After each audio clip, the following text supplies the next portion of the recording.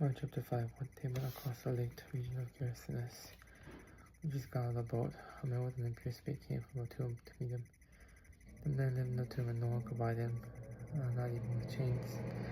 For he had often been chained hand and feet, but he tore the chains apart and broke the irons out of his feet. No one was strong enough to subdue him.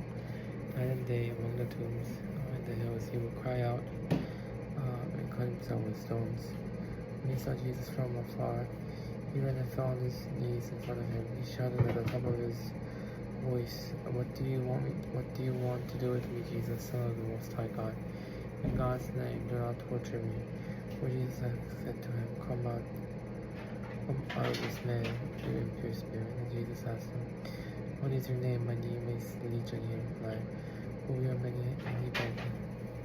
Jesus again not to send them out of found them out of the area.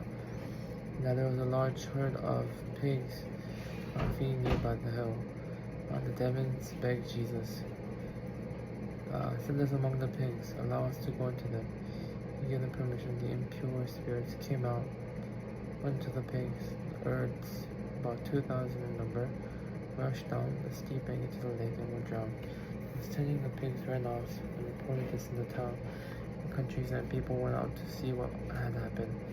They came to Jesus. They saw the man who had been possessed by the legions of demons, sitting there just and with the right mind, and they were all afraid. Those who had seen it told people what happened to the demon-possessed man, told about the pigs as well. Then the people began to plead with Jesus to leave their region. As Jesus was getting into the boat, the man who had been demon-possessed begged Jesus to go with him. But Jesus did not let him. But he said, Go home to your own people. Tell them how much the Lord has done for you, and how much he has had mercy on you. So that man went away and began to tell his disciples, began to tell the Decapolis how Jesus healed him, and all the people were amazed.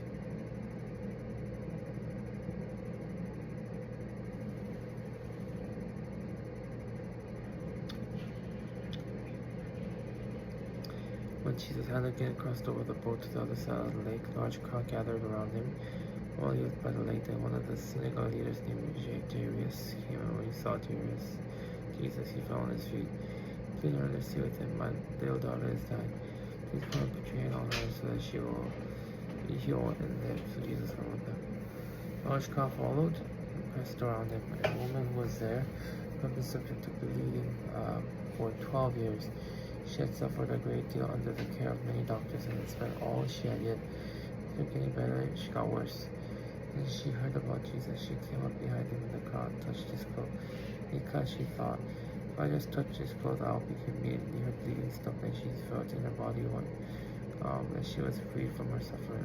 And once Jesus realized the power had gone from it, he turned around the crowd and asked, Who touched my clothes? You see people crying against you. His disciples answered, and yet you ask to touch me? But Jesus kept looking around to see who had done it. Then the woman, knowing what had happened to her, came and fell at his knees, and fell at his feet, and trembling with fear, told Jesus the whole truth. He said to her, Daughter, your faith has healed you. Go in peace. Be free from your suffering. While Jesus was still speaking, the people from the house of Jairus, the synagogue leader, came and told them, Your daughter is dead. They said, Don't bother the teacher anymore. Overhearing what they said, Jesus said to them, Don't be afraid, just believe. He did not let anyone follow except Peter, James, and John, his brother. When they came to the home of the synagogue leader, Jesus saw a commotion with people crying and wailing loudly. He went and said to them, Why all this commotion and wailing? The child is not dead, but asleep. But they laughed at him.